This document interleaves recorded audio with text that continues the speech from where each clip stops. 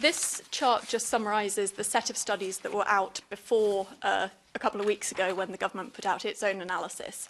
And this is what I was saying about the huge range from a sort of 18% hit through to a 4 to 7% gain, which the economists for free trade predict right on the right-hand side here.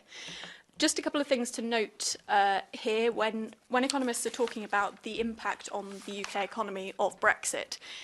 What they are talking about is how much larger or smaller would the UK economy be at some point in the future outside the EU compared to remaining in the EU. That's typically the sort of counterfactual question that these papers are asking themselves.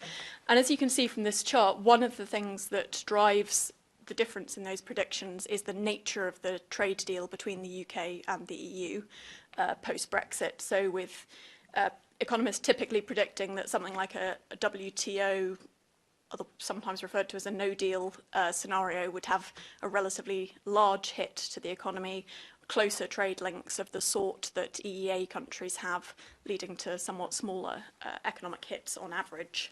But there is some variation. Even between papers that have looked at the same type of trade deal, some are coming up with very different predictions, and that's because of the slight differences in, well, differences in the assumptions that they put in those models.